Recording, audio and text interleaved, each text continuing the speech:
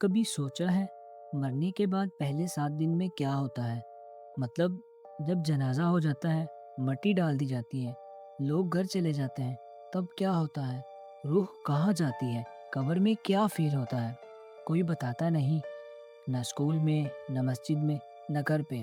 آج ہم یہی سمجھیں گے، کیونکہ اسلام نے یہ سب بہت واضح بتایا ہے، اور جب تم سمجھو گے تو اپنی زندگی دیکھنے کا نظریہ بدل جائے گا۔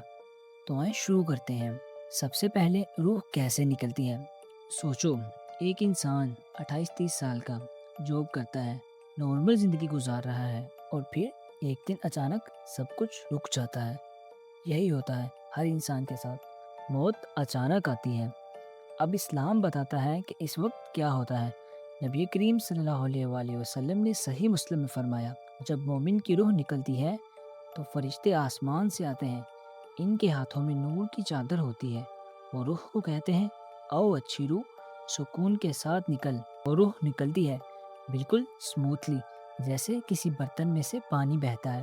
لیکن اگر انسان نے زندگی گناہ میں گزاری، توبہ نہیں کی، تو وہ فرشتے الگ ہوتے ہیں، اور روح نکلتی ہے بہت تکلیف کے ساتھ، رکتے رکتے آہستہ آہستہ۔ یہاں ایک امپورٹنٹ بات سمجھنی ہے، روح نکلنے کے ایکسپریشنز ڈائریکٹلی آپ کی زندگی سے کنیکٹڈ ہیں۔ جو آج کر رہے ہو وہ اس لمحے کو ڈیسائیڈ کرتا ہے کہ آپ کی روح کس طرح نکلے گی۔ اب روح نکلی، اگلا سٹیپ کیا ہے؟ روح سیدھا قبر میں نہیں جاتی، پہلے ایک سفر ہوتا ہے۔ مومن کی روح فرشتوں کے ساتھ آسمان کی طرف جاتی ہے، اور راستے میں دوسرے فرشتے ملتے ہیں، پوچھتے ہیں یہ کون سی روح ہے، کتنی اچھی خوشبو ہے۔ صحیح مسلم میں ہے، مومن کی روح کے لیے آسمان کے دروازے کھلتے جاتے ہیں، ایک کے بعد ایک، 7 آسمان تک۔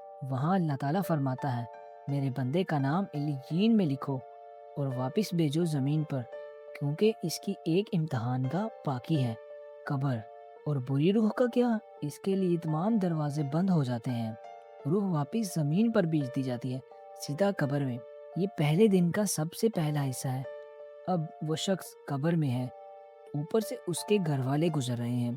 یہ سن کر تمہیں عجیب ضرور لگے گا، لیکن نبی کریم صلی اللہ علیہ وسلم نے فرمایا، میت اپنے عزیزوں کے قدم کی آواز سنتی ہے، وہ سن سکتا ہے لیکن بول نہیں سکتا۔ اور پھر خاموشی، اس خاموشی میں ایک فکر آتا ہے، اگر اس شخص نے زندگی اچھی گزاری تھی، ایک خوبصورت شخص آتا ہے، سفید کپڑے، اچھی خوشبو، وہ کہتا ہے، پہچانا مجھے؟ میں ہوں تمہارے اچھے اعمال، زندگی میں بھی تمہارے ساتھ تھا، آج بھی تمہارے ساتھ ہوں۔ اور اگر زندگی گناہوں میں گزری تھی تو ایک بدنما شکل کا سایہ آتا ہے، میں ہوں تمہارے برے اعمال، اب تم مجھ سے بچ نہیں سکتے۔ یہ کنسیپٹ سمجھیے، تمہارے اعمال تمہارے ساتھ رہتے ہیں، مرنے کے بعد بھی وہ تم سے الگ نہیں ہوتے۔ اور پھر آتا ہے سب سے امپورٹنٹ لمحہ، 2 فرشتے آتے ہیں، منکر اور نکیر۔ 3 سوال پوچھے جائیں گے قبر میں، صرف 3، لیکن یہ 3 سوال آپ کی پوری آخرت کا فیصلہ کرتے ہیں۔ پہلا سوال، تیرا رب کون ہے؟ دوسرا سوال، تیرا دین کیا ہے؟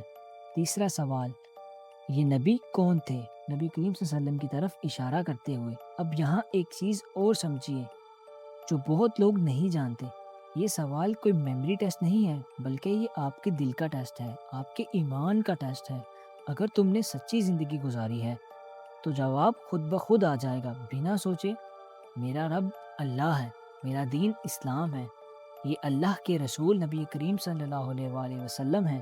لیکن اگر صرف نام کے مسلم تھے، زبان سے، دل سے نہیں تھے، تو اس وقت جواب نہیں آئے گا، زبان بند ہو جائے گی۔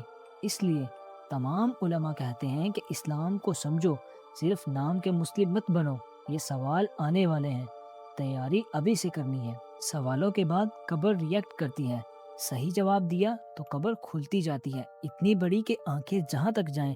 ایک دروازہ کھلتا ہے، تازہ جنتی ہوا اندر آتی ہے۔ نبی کریم صلی اللہ علیہ وآلہ وسلم نے صحیح مسلم میں فرمایا، مومن کی قبر 70 گز تک کھل جاتی ہے اور نور سے بھر جاتی ہے۔ غلط جواب دیا تو دیواریں سمٹنے لگتی ہیں، پاس پاس آ جاتی ہیں، یہاں تک کہ تکلیف ہوتی ہے۔ ایک ہی زمین، 2 بالکل الگ ایکسپریشنز۔ دن 3 سے 5 تک قبر میں نور یا اندھیرا ہوتا ہے، یہ کیسے ڈیسائیڈ ہوتا ہے؟ ہر نماز جو تم نے پڑھی قبر میں نور بنتی ہے، ہر صدقہ جو تم نے دیا نور بنتا ہے، ہر بار اللہ کو یاد کیا نور بنتا ہے، اور ہر چھوٹی ہوئی نماز اندھیرا ہے، ہر گناہ جس پر توبہ نہیں کی گئی وہ بھی اندھیرا ہے۔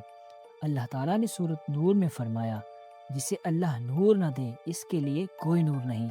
سمپل بات یہ ہے، جو آج تم بنا رہے ہو وہی قبر میں تمہارے سامنے ہوگا۔ دن 5 سے 6 ایک دروازہ کھلتا ہے۔ اگر نیک تھے، جنتی باغ نظر آتے ہیں، ہرا بھرا، ندیاں اور ایسی خوشبو جو دنیا میں کبھی نہیں دیکھی تھی۔ یہ ایک پریویو ہے، وعدہ ہے جو تمہیں ملنے والا ہے۔ اگر تم نے زندگی اچھی نہیں گزاری تو تمہارے تمام دروازے بند ہو جاتے ہیں۔ نبی کریم صلی اللہ علیہ وسلم نے فرمایا صحیح بخاری میں، مومن کی قبر جنتی باغوں میں سے ایک باغ ہے، اور کافر کی قبر جہنم کے گڈھوں میں سے ایک گڈھا۔ دن 7 برزخ میں وقت۔ یہاں ایک عجیب چیز ہوتی ہے، وقت الگ کام کرتا ہے۔ اگر چین میں ہو 7 سال 700 سال کوئی فرق نہیں پڑتا، جیسے میٹھی نیند جنتی خوشبو میں، سکون میں۔